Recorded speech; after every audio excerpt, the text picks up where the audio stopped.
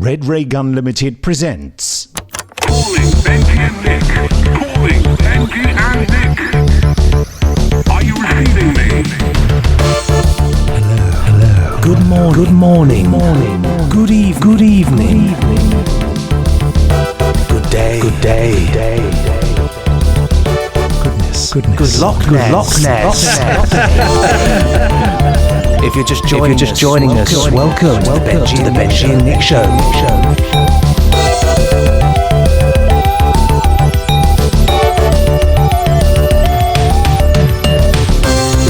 My name is Benji. And my name is Nick.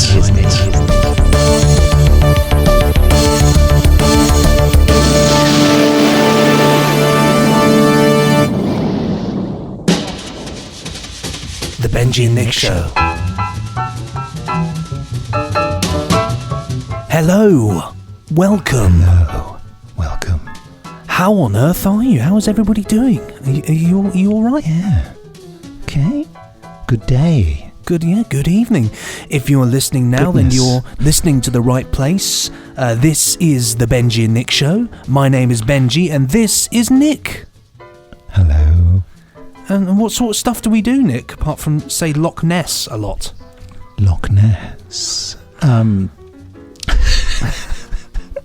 This is what Benji has described as a safe place. Which when you say it like that, it doesn't sound safe at all, does it? No, it sounds like this a lair. Safe in my lair.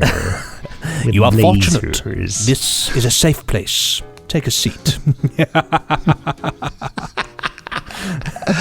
And we talk about television, really, favourite television programmes. And we offer competitions, and we love you to write in to podcast@nicholasbriggs.com to let us know what you think about what we've been discussing. Also suggest things we can discuss, and maybe just ask us random questions. Yeah, why not? And we're sponsored by the Jerry Anderson store, which is shop.jerryanderson.co.uk. Certainly is indeed. Yes, you're correct. We'll be having a little look at that. And what our subject that we'll be discussing later, which we set up last time, what is it, Benji? It is an old 1970s drama called The Devil's Crown, which not many people have actually heard about, which I felt compelled to bring up in this podcast. Put poor Nick has had to suffer watching it, so we'll see what he thinks about it. Made in 1978, I saw from the closing titles. But interestingly enough about it, I will say this: before whatever you think about it, it did have a Radio Times front cover. It was on there, and of course it did.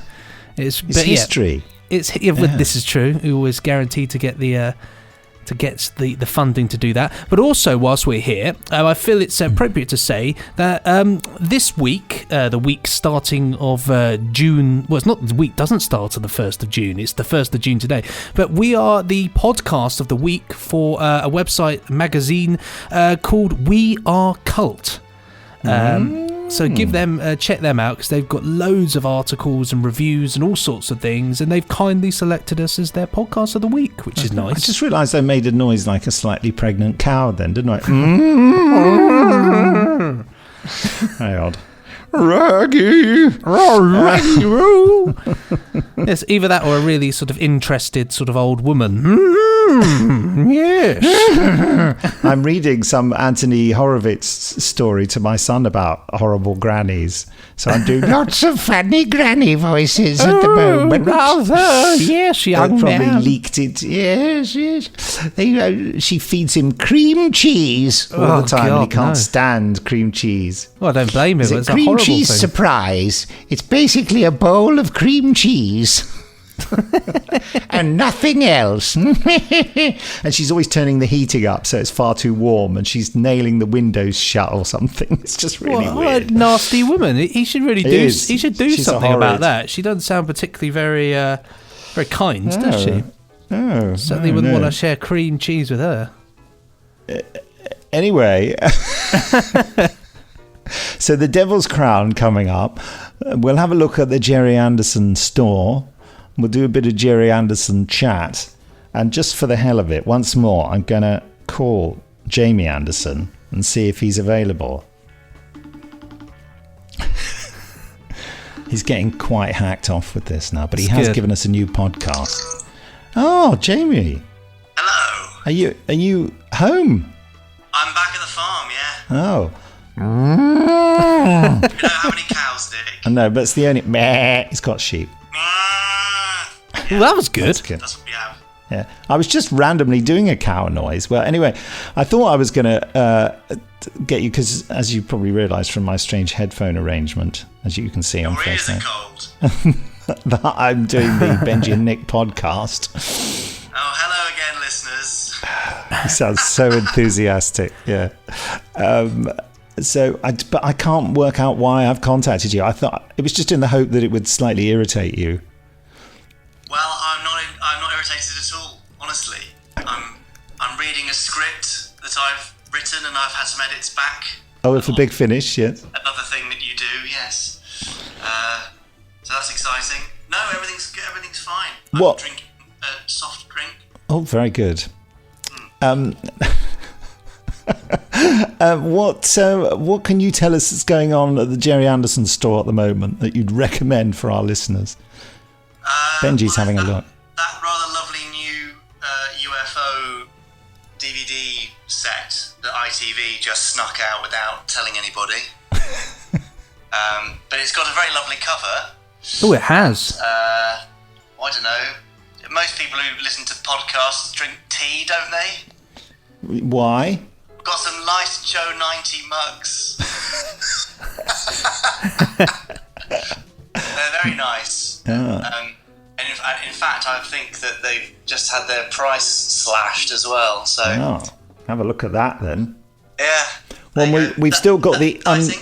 Yeah, that's more exciting than anyone could possibly imagine. Good. We've also got the Under the Sea offer running, which Under the we'll sea. explain. Under the sea, into the world below, which we'll have to explain to listeners. You basically type that in when you do your order, and you'll get £5 off all badges, books, and pins. I think it is. It is indeed. Correct. Patches as well. I think. Yeah. Yeah. So And there's plenty of those. Yeah, so have a look at that. And we're also offering, I know you're just seeing the corner of my eyebrow on the FaceTime because I'm holding you close to the Very mic. sinister. It's like a very worrying nuisance call. We're offering the UFO Complete Series DVD as a prize for a competition. Have you got a question to set for it? A question's to set for the... No. All right, okay. Well, I'll think one up later. Are your questions hard or easy on the podcast? Either. Oh, well, can it be name the episode where Ed Straker's son is a victim of a terrible accident? I know that. Yeah, okay. That's the Well, you question. can't enter. No, I'll have to pay for a copy. So yes, so do write into that competition at podcast@nicholasbriggs.com, and the closing date, which I shall now have to calculate. I can only see the top of your head, by the way. It's like a strange looming planet. Well, you could talk. Yeah, you obviously have a huge afro. Friday the 15th of June is the closing date. And the prize is the complete UFO series. And the question is, in which episode does Ed Straker's son suffer some unfortunate consequences? Excellent rephrasing of my question. Thank you. Only because I couldn't remember what you'd said. Yeah, something like that. And thanks for the Joe 90 mug recommendation. Great pleasure. And is your the thing you watched? You know, are you having a good bit of bants with Benji? We haven't started discussing it yet. The Devil's Crown. Thing then, but yeah. No, we've mentioned what it is. Don't worry, it's not a secret. Oh, It'll be on the name of the podcast. So yeah. all right, Nick. Thank you very much. And anything you'd like us to discuss next week? Any series? I'm not necessarily going to go with your suggestion, but No, I shouldn't think you would do. Why don't you have a look at Roberta Lee's pilot episode, Paul Star? Paul Star.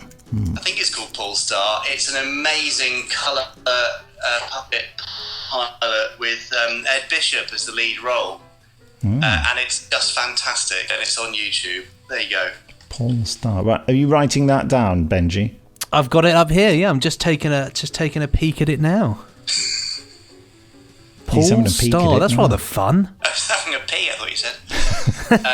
Yeah, it's amazing. The puppets are terrifying and the effects are insane, and it's well worth a watch. Okay, thank Great you for fun. that. Great pleasure. We may not bother watching that. Is that because Benji's just seen a bit of it and gone, cool, blimey? He's got a strange colour. Yeah, I'm not surprised. I would too. It looks- it's quite fun though. Maybe it you looks just can fun. Watch it. Anyway, haven't you got a podcast to begin Yes, with? well, you were part of it, but thank you, Jamie. I'm afraid I'm probably going to have to phone you every time we do a podcast now. He's holding his head in his hands. Oh, good. I'm very excited. Thank you. Thank you. All right, then. Bye-bye. Have a good podcast. Goodbye. Bye. I was really surprised. Oh, it's taken us so long to get around to doing this podcast because of my various internet problems. I've been on a chat line to India with someone called Pooja, who solved everything for me. But in the process of solving everything, I had to turn the modem off. So my chat with Pooja was terminated. So I didn't get a chance to say, Pooja, thank you very much. So if by any chance, Pooja, you're a listener of the Benji and Nick show, I think that's highly unlikely, but you never know. I'd just like to say a huge thank you. Jamie's just texted to say, I'm watching Paul Star now. It does look very good, actually. I have to admit. Looking at the clips of it, it looks like this could be quite fun. Oh, I love that little robot. Sorry, just talking about it. But yeah, so guys, there's the recommendations for this week on the Jerry Anderson store. Get yourself a UFO DVD or win one, who knows, or go have a nice cup of tea, maybe a coffee from a Joe 90 mug. Rock and roll. I'm just writing down that question so that I remember it. Experience. There we are. Closing date, June 15th. There you go. And send your entries into podcast@nicholasbriggs.com. Do we want to have some Jerry Anderson memories? We certainly can. Anything that's tingling your UFO. I was really trying to get Ben to watch UFO the other day, but he was more interested in sort of some vloggers on YouTube. But I wonder whether we should watch a bit of UFO, the first episode. I think we should definitely do that. Just out of interest, though, what's Ben's favourite Jerry Anderson release? I think he likes the new Captain Scarlet, I would say, the best of them all. Yeah, and once he's seen that, you see, he's not quite so keen on the puppets, I'm horrified to have to tell you. Oh, that's sad. Yeah, though he does. Yeah, he watched some of the alligator one with me and rather liked it. Yeah. The thing I think is that I was always, when I grew up, I was always traditionally a Thunderbirds kid. I love Thunderbirds, had the island and all that garb. But actually, as we've spoken about. When we did the 50th anniversary Captain Scarlet gig for Big Finish, I went and watched back Captain Scarlet. Jamie very kindly sent me a DVD, which actually was a lot of stuff very helpful towards the final thing that we did. But interestingly enough, I ended up going away from it thinking that I actually kind of prefer Captain Scarlet a little bit, and I felt a lot of people do. I just felt I found it was, I don't know, there was something about it that I really enjoyed in my mind. I felt like I was betraying an earlier version of myself, but I love the sophistication, like how, I mean, it's all both of them are very serious, but there's something very cold and brutal about Captain Scarlet. I think Thunderbirds is quite humorous in places, and that's what I like about it. Yeah, it has got a humorous vibe to it.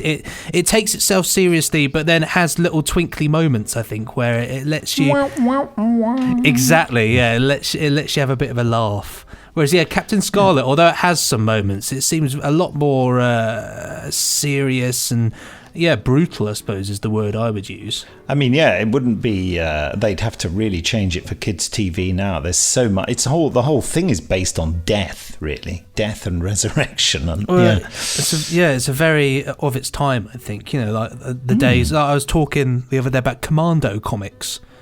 I used to read those. I mean, I was too. I was too young for them either to be around. But yeah, I remember when I was a kid that you could go into W.H. Smith and you could pick up the old Commando comics in there. And so I used to do that, and I used to read them. Then I was thinking, you couldn't do that now, could you? You couldn't have a... No. You couldn't... You know, like, whether it's releasing the comics or adapting them for drama, it's just far too just shooting and death, isn't it, really? Oh, yeah. Yes, it's hand a hoch. Especially, Sorry, mate, didn't hear you. Sorry, I didn't quite catch that. It's just, it's just murder and mayhem. Also, there was Battle Picture Library and all that kind of stuff. And it was very, very popular back in the 60s and 70s, Commando. Yeah, I used to get that. And I did see some at an antiques fair the other day. The stacks of them being just sold off cheap. Stacks of these very violent children's comics. But stuff like that, you know, as a kid, you know, I loved all that sort of thing. In fact, I found a little in the garden. Bear in mind, I've only been living here for less than a year. I found a little German soldier.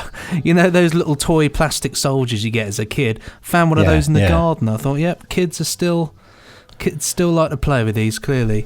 Oh, but, absolutely, they do. Yeah, they do go for... And I was obsessed with war and all that, and yet, you know, I'm not a violent person. Yeah, well, a lot of people thought I was going to join the army when I was a kid because I was so preoccupied, but I didn't want to do it for real. I was just interested in the sort of the high stakes, and absolutely, the sort of extremes of behaviour, really, but not actually interested in inflicting violence on anyone else. Well, I mean, as a kid, I was obsessed with the Second World War. I loved all that. Like, but in the 90s, if any 90s listeners here will remember, Action Man was going through his extreme sports phase, where awful. Where he thought that he could catch, is it Dr. X, the villain, by going skiing or snorkeling, whereas my dad brought down some of his Action Man toys from the loft, and it was all like World War II, like guns and helmets and jackets and grenades and jeeps, and I ended up just thinking that was much better and just used to play with those in the end. And it's crazy, as I probably mentioned before, you know, my generation were brought up on. It was like, in some ways, psychologically, it was like the Second World War was still on for children of my generation because our parents all went through it, and really, in some way or another, you know, my parents were sort of like, you know, in their early teens or 10 and 12, what have you, during the Second World War, so they remembered it very, and in some way, I think there's a whole generation suffering from post-traumatic stress, undiagnosed, and yet in that sort of British stiff upper lip way, just had to get on with it, and so none of them could really acknowledge that, you know. But every night, you know, my parents lived in Southampton, and which was bombed quite badly. I mean, loads of areas of Britain were, and many areas bombed a lot worse than Southampton. That's for darn sure. But you know, having to go to the air raid shelter every night, you know, and I remember my mother, not casually, but, you know, telling me stories of how the house next door was bombed, or a bomb went right into their garden, went really underground, and there was a huge crater there the next morning. Oh, we were lucky not to be blown up. But, you know, in that very sort of British, oh, well, nearly got our heads blown off sort of way, you know. And my grandmother, who I stayed with a lot when I was a kid, would tell me all these stories, you know. And I remember feeling in some odd way that she was sort of spoiling the stories for me when I don't know whether she told me or my mum told me that when that famous announcement was made on the radio, when the Prime Minister said, "I have to tell you, I have received no such undertaking," when they were hoping to receive the message that Germany had was going to withdraw its forces from Poland. When my grandmother heard that on the radio, she burst into tears. And I remember thinking, oh, come on, that's like the beginning of the exciting story. Why are you telling me that Nan cried? But of course, my grandmother had helped out on the docks during the First World War, and had seen all the men coming back with she probably, for a very young girl, she would have been 14 at the beginning of it all. She probably would have seen some really quite horrifying sights. especially for a young girl. And no one was prepared for the kind of injuries men came back with in the First World War. And I think when she heard Neville Chamberlain say that, I think she went straight back in her mind to the dockside, seeing these guys and she just thought, oh my God, this is all going to happen again. And she already knew. My parents didn't understand, my mother, but she knew what it meant. And you see, and to a certain extent, my grandfather didn't understand because he didn't fight in Europe during the First World War. He fought on the northwest frontier, which was a lot less traumatic. They spent a lot of time just doing target practice. My great grandfather fought over there as well, actually. And also my grandfather, I think he did his national service in Egypt and subsequently never ever gone abroad again.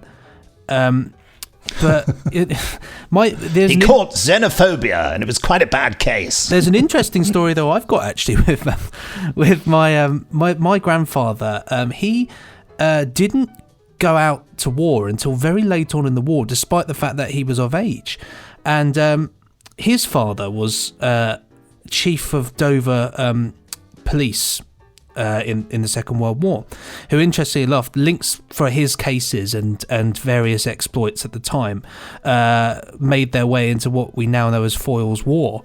I thought you might say that, which is it's an interesting thing. He personally did solve stuff for Winston Churchill, which is amazing. But where I'm going with this is that my grandfather, he wasn't called up until very late on. And I think some papers went missing or something, which sort of delayed it all a little bit, despite the fact that he was really keen to join, to sign up and go. And so subsequently, he didn't get involved until right at the end. And then when he did, he was sent out to Malaya.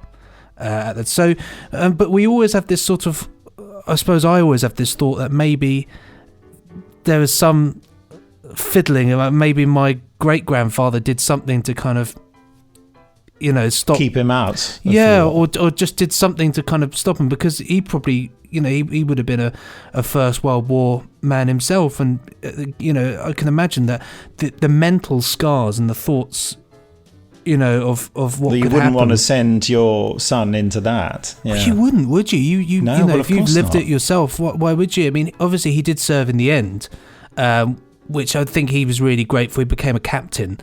But yeah, he used to get furious because he had all this fishing gear, and he was he had a Japanese prisoner of war who used to go fishing with him, and he just had a stick. But this chap would always catch loads of fish, and my grandfather, who had all the gear, was furious because he never did. He said, "How are you catching everything with just a stick?" But yeah, interesting war stories like that. If things Indeed. like that. Well, my father's fathers fought in Europe in the First World War. Did he really? Yeah. And and he was very badly injured and captured by the Germans, and their hospital care was better, and they put him right, and then the Allies recaptured the territory and he was taken back, and then he after recovering ended up back in the trenches again like a year later, went back to it. Can you imagine? And survived it all. God. Was a couple of the big major battles, although he did start off the First World War serving in Ireland, but he got sent to Europe. It was quite a cushy number in a way, working in Ireland, but he got sent to Europe because he accidentally shot an Irishman's donkey. Wow. Because he was on sentry duty in the middle of the night, and he heard a rustling in the trees, and he said, "Halt, who goes there?" And the rustling continued. And he repeated the call, and the rustling continued. And he said, "If you don't identify yourself, I will open fire." The rustling continued. So he fired into the trees, and then he heard... And he had... Obviously, the reason that the intruder had not identified itself was because it was a donkey. Donkeys don't understand or speak. So he shot this donkey, and... that he was told that one of the worst things you could do to an Irishman was to shoot his donkey. And they basically said, we have to get you out of here because they will find who did it. And when they find it's you, they will murder you. You know, something will happen. They will get you. So for your own safety, they had to transfer him. And that's how he ended up, you know, in the Battle of the Somme. That's He actually got shrapnel through his head, entered just past his eye, under the nose, and shot out through the top of his head. Yeah. I have to say, you know, I only have very vague memories of him, but he was never a very happy man. I think that possibly he suffered some damage. I don't know. Yeah, weird, isn't it? Sorry, we've got onto a really rough topic. It's taken a turn, but it's interesting, and you know, and I suppose that's why that. I've got the plague as well. Did you know? Black Death. Yeah, the old Black Death. But I think it's, you know, it's what this podcast is about. Really, is about us kind of. It's a place for us to have a tangent if we want to and talk about stuff. 'Cause it's all interesting. It's all just chinwags. Well, mostly allegedly. Should we do some messages, emails from listeners? Why not? Eh? Well, so I went on. There's a lot of stuff about the Mandela effect coming. Perhaps I'll have a quick look at one of those. No, where's that? There. Who's this? Anthony Zehetner saying, I swear that my memory of the girl in Moonraker is that she had braces and I would probably pass a polygraph test. I hadn't realised the Mandela effect existed was so commonplace. So your podcast expanded my horizon. It is probably the same with Doctor Who having wobbly sets and Daleks having a tricycle in them from that 1960s design photo. Here are some braces links. I suspect the topic has become tiresome. I'm going to have a look at the braces links. Dolly had braces. Yeah, there's a whole thing about it. Okay. Moonraker's exploded. You know, I could have sworn at one time Nicholas Briggs had a beard. It's that Mandela effect again. All time working 4 weeks in advance. Beardgate! Exclamation mark, smiley emoji, Anthony. Thank you, Anthony. Braces Gate was the subject line of that. What else have I got here? Someone, who's this? Who on earth is Nicholas Briggs? Clive Lewis writes in and says, good unidentifiable time period knick-knack and bongo. Loving the podcast. As requested, I've come up with some ideas of things you can talk about in your inevitable tangential conversations. The Hitchhiker's Guide to the Galaxy, Red Dwarf, The Champions, Monty Python's Flying Circus, which I've been watching on Netflix recently. Faulty Towers, Crime Traveller. I always remember in SFX magazine, they used to give a second chance to series that people had thought were rubbish. And they said, should we give a second chance to Crime Traveller? And then you turn the page, and on the page it just said, no! The Strangerers, Spitting Image, Spike Milligan's Q series, Randall and Hopkirk deceased. I'm trying to get my 5-year-old daughter into retro television and wanted your recommendations for shows. Scarlett already loves Doctor Who and Red Dwarf, so I'm now looking for the next big thing for her. Well, probably Captain Scarlet if she's called Scarlet. Yeah, or tripods. Thanks, guys. Tripod. Thanks, guys. Clive. Boring. Thanks, guys. Clive Lewis, sent from a small piece of brown paper, folded up and left in a disused bird box on the A15. Get Outlook for Android One. No, I won't. No, I don't want it. No. Okay, so now let me look on Facebook on my official page. People, at my request, asked some questions. Jason Arbuckle said, any hints of the plans for the Big Finish 20th anniversary? This is not the Big Finish podcast. Bridget Eastlowski said, do you have any favourite Sherlock Holmes adaptations? And would you ever be interested in talking about one as a topic on the podcast? Brett or Rathbone, or maybe one of the countless films? Ooh, that is a good one. What do you think? My opinion is purely based on my memories as a kid. For me, it'll always be the Peter Cushing film. For some reason, no disrespect to any of the others, fine actors. It's just, for me, I loved that film as a kid so much. I was so excited by The Hound of the Baskervilles. So excited by it. Remember it so well. God, sorry, just having a really enjoyable flashback there. How about you, Nick? I just can't. Oh, do you know? I'd like to watch again that film Murder by Decree. Oh, yes. Who plays Sherlock Holmes in that? I know that James Mason is Dr. Watson, I think. 1979. It's Christopher Plummer. Christopher Plummer, It is I Christopher think. Plummer. Yes, Yeah. you're completely correct. That's quite interesting. I also like The Private Life of Sherlock Holmes. I discovered at a big meeting of the Sherlock Holmes Society that I attended at the House of Commons where... Wow. Yeah, where Stephen Moffat did a fantastic speech. It was hilarious and brilliant that he and I shared. You see, we're the same age. You know, we both kind of got into Sherlock Holmes by seeing the Private Life of Sherlock Holmes movie, which is very off-beam. Luke Peaknick says, here's a brilliant video which shows why the Mandela effect is a load of tosh. Legend. I haven't. And the name of the video is The Mandela Effect with a K in it, and Mandela spelled very strangely. I've not watched the video. Have you? I've not yet. No, I've not. Kerr Castle says, please watch Chalet Girl together. We need to hear Benji's reaction, stroke your utter delight.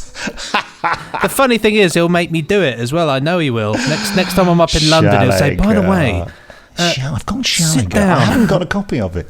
If I tell you what, I will watch Chalet Girl, but only if it's watched on a VHS. That's my condition. It has. I think Chalet Girl. I'm so ashamed, by Billie Piper's reaction to it. She was so appalled at me for liking Chalet Girl.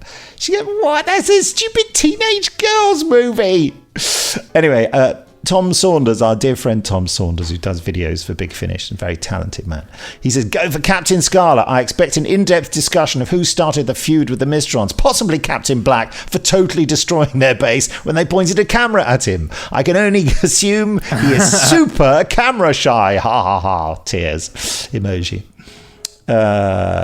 Christopher Latham, can we have Blake 7, please? Either the way back or Blake. And same as others, the tripods. No, the tripods. Love Stop, don't move, says Dave Johnson. I'd like to hear your take on the tripods one day. I bet you would. Paul Carrington, hi, Nick. The flip side of Dominic Hyde is a good one to discuss, and the sequel. Do you know that one? No, I don't actually. It sounds quite fun. It's fantastic. You'd love it. Also, near Walsall, Wurzel Gummidge. Come on, get on with it and buck up, you fools. I'd love for us to do Wurzel Gummidge. Definitely one for the for a podcast at some point. Definitely, we do that with a cup of tea, a slice of cake. Well, it's Mr. Crowman, so... Wurzel. Raises it? What wonderful imagination you two children do have. I sound like... Raises it. Raises it? I love it when you first ever said that, you burst out laughing. You made yourself laugh by just saying, Raises it. Raises it? That's in fact, that's in the... If we do a Wurzel one, that's in the first episode, actually. So, Is it's, it? yeah. So it's instant fun. The Wurzel's Washing Day, I think it's called. You must do the Feathered Serpent. Still far too adult for a kids show these days. LOL. Do you remember do you know of the Feathered Serpent? The Feathered Serpent rings a bell. It was Patrick Troughton starred in it. 1970s kids program, ITV. It was very much like the Aztecs. But anyway. He plays NASCAR. Yes. The scheming had a fantastic high-priest theme tune. Had all these sort of strange... anyway, you'd love it. I'll have to check that out. Can you get it? Is it released? Somewhere? Have a look. If it's not, Network should get on the case, shouldn't they? I bet it is by Network, if it is. If it's going to be anybody, it will be Network, won't it? It will. The people who should be sponsoring us. Yeah, they really should. Write in, everybody. It's Network, the complete series of The Feathered Serpent. There were 2 series of it, I think. Is that right? It just says the complete series here. So 2 discs, all 12 episodes from the 19th. Yeah, it must be. I think there were 2 6-part. Oh gosh, the Owl Service has just been recommended to me on there. I forgot about that. Oh. We mentioned that before, haven't we? Creepy stuff. I've got it.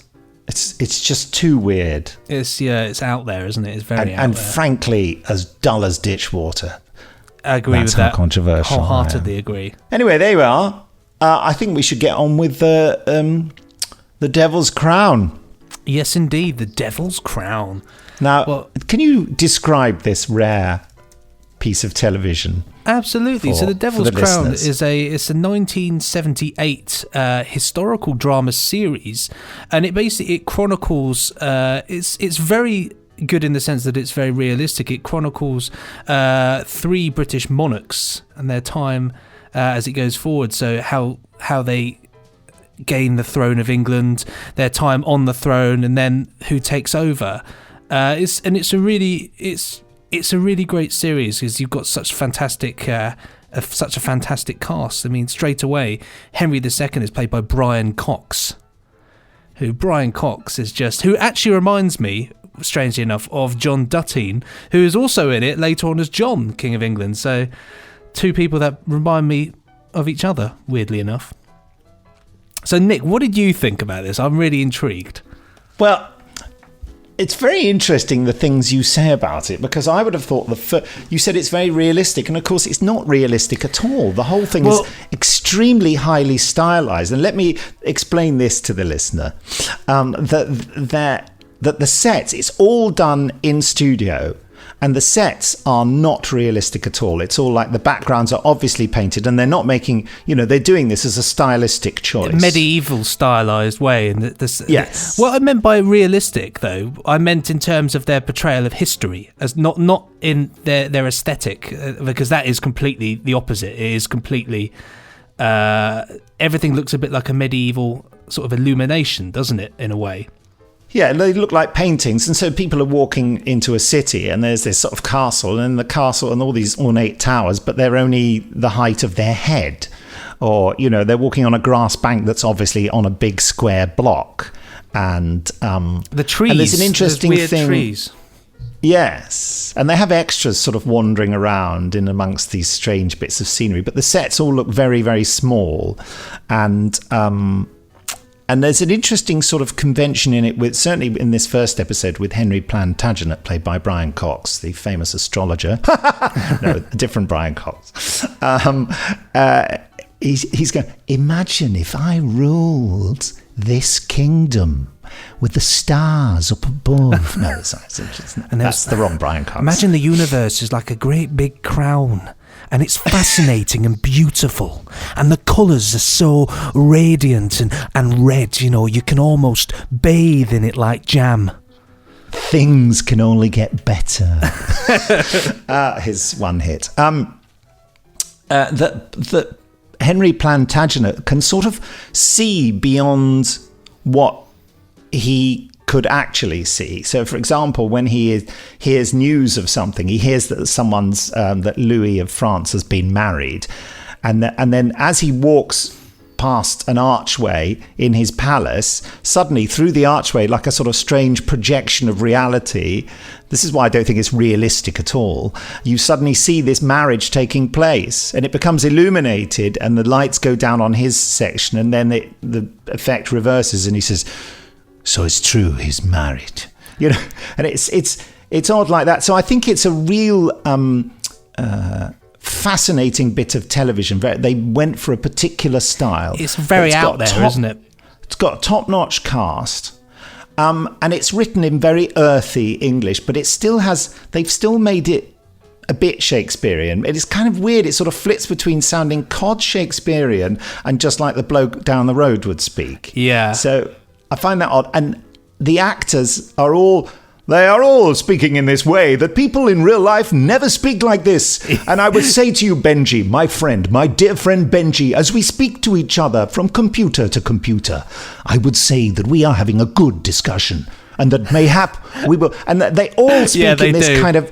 So as you can gather, even though I think it's massively interesting, I hate it so much. I really hate it. It kind of, it's everything that puts people off history if they're not into history. It seems it's totally, even though they're a great, Jane Lapotaire is you can see his fantastic performance in it. Actually, I think she's a great actor. She, for me, because she continues throughout this. She's a sort of thread. As it should be, because Eleanor of Aquitaine is one of the greatest women of all time. But her performance, I think she this is all about her. Like, it really, she owns it in this one, and she's so fascinating and intriguing in it, and very interesting, sort of captivating, I would use the word. Yeah, I mean, when her.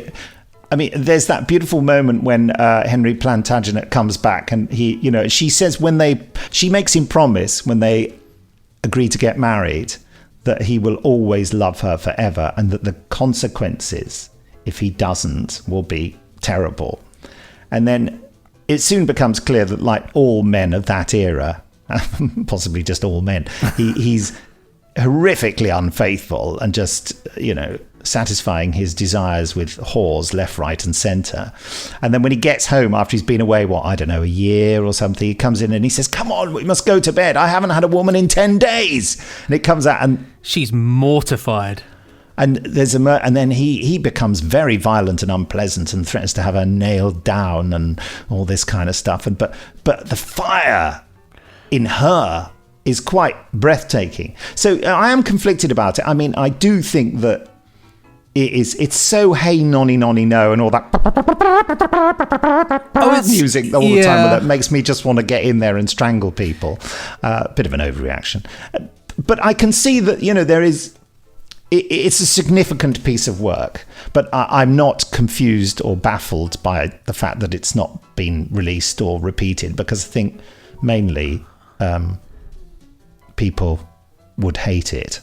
I mean, I think it's for a piece on, it's an epic. I think, as my friend sort of described it, he said it's a bit like another attempt at doing an I, Claudius. And I suppose, actually, it is an attempt. It's sort of a lighter I, Claudius, and I completely agree. There are some things that it doesn't pull off so well. Like you say, it has at times that that sort of dry stage-like feel where you're watching a play and it all feels a bit dry and roomy. Is the only way I can describe it. Very studio bound. It does have that feel, but yes. But what I like is I think it's in terms of its portrayal of characters, it is so spot on. And again, my friend, he said to me, I don't actually think there's anybody in this entire, in any of it, who has been miscast. Everybody is really brilliantly cast. Well, they have all had the memo to speak like this all the time, my liege. But you get a few. You get Patrick Troughton later on in it. Who's in it for a good 5 episodes, I think. I've seen clips of that on the Doctor Who DVDs. They've showed bits. And he's great. And it's also got, in the first episode, Henry Plantagenet's father. I can't remember the name of the character. Jeffrey the Fair. Jeffrey the Fair. Jeffrey what? The Fair. The Fair. Not the Fat. He is Jeffrey the Fat, isn't he? He's the captain from the Pirate Planet, isn't he? Moons of Madness. He is. And he's giving exactly the same blooming performance, which I think he gave for most of his career, which is a lovely performance, but it is the same one. It is. It does look like a stage play, except of course they go into it, and they do lots of really clever things. And what I commend it for is that it has a concept, and they have stuck with it. They've done a particular thing, and I would just say that it's not a particular thing that I like, but I can see that it's very successful in achieving, what it does. Yeah, I think it's like a sort of schools production. It's like a BBC schools production. I know exactly what you mean. No money to go on location. You feel suffocated, that and all the battles and stuff happen off stage because they obviously can't do those, and it's just like you get some fun things later on. For example, you have Thomas Beckett, of course, and his the actor for that, who is it? It is Jack Shepherd.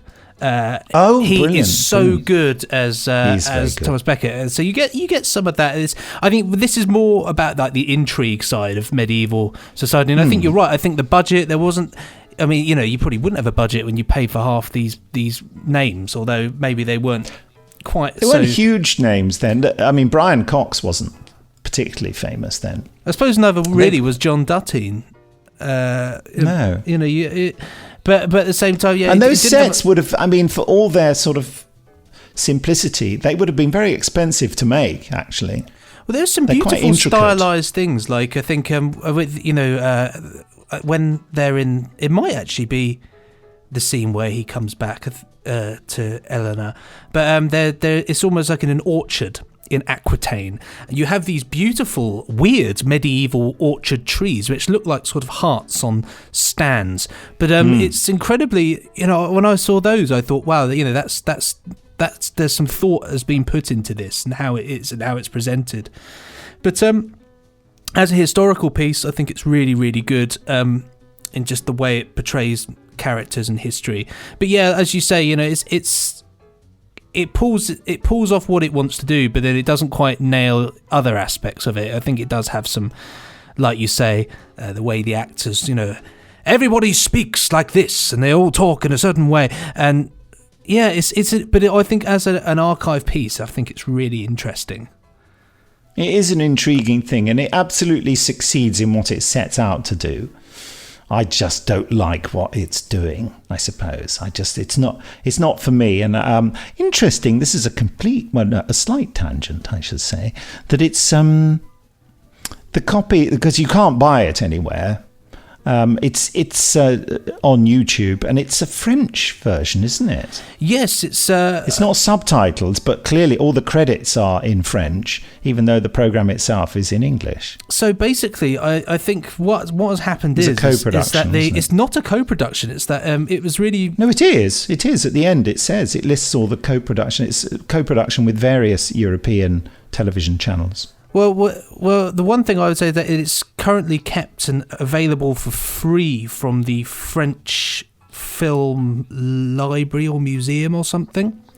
And so what somebody has done is taken it from there. I can't remember if they synced up an English audio track or not.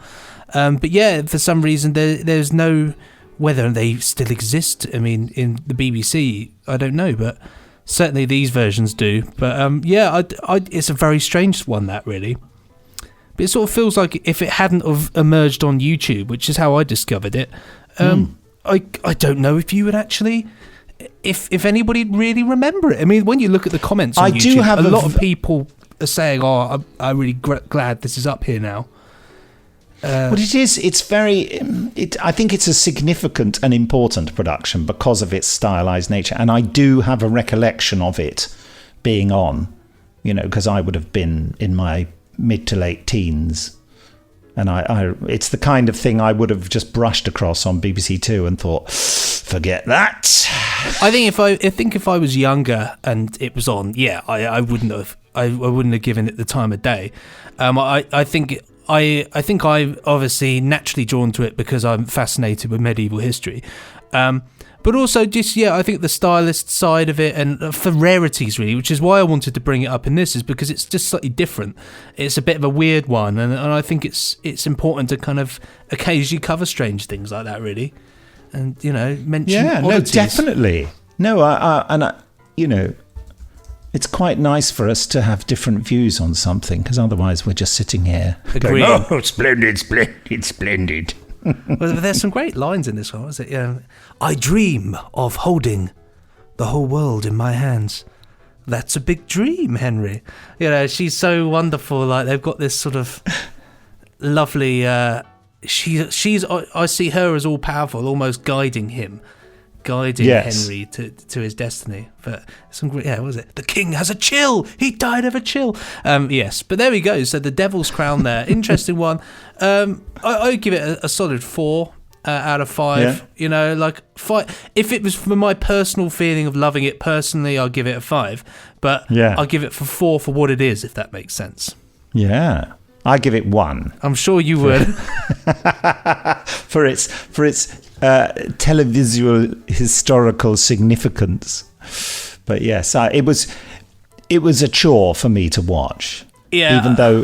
Even though I didn't think it was dreadful, there were lots of things I found interesting. But yeah, I found myself putting off watching it and then watching it 5 minutes at a time, and then finding the wall more interesting. It's not for everyone. It's not for everyone. It's an interesting one. Even though now talking about it sort of makes me want to go and watch a little bit more, bizarrely.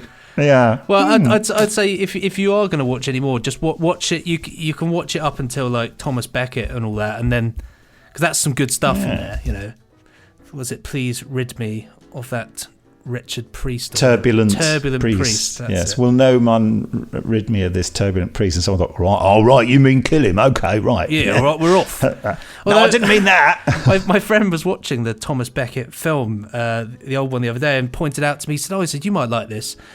Jeffrey Baildon is in it right at the end, and he's a monk, and he's the monk who goes up to Thomas in it and says, the knights. He says, the knights are coming. I've bolted the door. And then he says, no, don't. What sort of man bolts the door and all that? But that's the only line he says it is. Oh, really? I bolted the door. And he says, bolted. But bolted the door, but it doesn't work. Nothing works. Nothing works. But of course, this was filmed as, it's quite an old film. And yet Jeffrey Baildon looks really old in it, despite the fact he I think Jeffrey Baildon he looked old. He was born looking old, I think. He was. He's made his whole career, him and old Clive Dunn. Just seem to have just always been pensioners. But They don't like it up them. They don't like it up them. So what are we going to do next week is what I want to know. Well, I don't know. I just would like to say to people, just remember our competition, the UFO Complete Series DVD. In which episode does Ed Bishop's son have an unfortunate experience? Closing date, June the 15th. Subject line, UFO. That's all you need to put, UFO. Yeah. Write to podcast@nicholasbriggs.com. And don't forget to rate us and review us. R&R, guys. R&R. That would be lovely, if you could. Do your R&R. Share us on Twitter or tweet us on Twitter as well. And, and Nick's got a Facebook page as well. So yes, Nicholas Briggs Official. So I'm just going to take the microphone noisily over here. You look like you're doing a stand-up routine. Take my wife, somebody please. So I'm going over to the shelf here. Yes, and see, I've got my old copy of UFO here. What's this? UFO. UFOs. They used to call them UFOs in the series, didn't they? UFO. Unidentified flying object. Mofo. So what's this one? Volume 1. Look, aliens have landed on Earth. So episode 1 is called Identified. Should we watch that? I think we should. Why not? Let's identify together with this great show, UFO Identified. Great show, UFO. Great show, now, UFO. I've got the DVD here. Yeah. 1970. That's right. Set in the year 1980. With added flares. I think they had a lot of drain pipe trousers, actually, because it was really made in 1969. Is it time to start talking like this? Well, I think it might be, yes. Yeah. Just going to eat my microphone here. I thought you were going to headbutt it. No, not today. I don't want to damage my glasses. But yes, thank you for joining us on this audio journey, this feast of audio food, this drink of audio drink. Slurpy. Well, it's time to say goodbye. Yes, goodbye. So next week we will be checking into UFO Episode 1, Identified. Goodbye. I'd just like to say goodbye.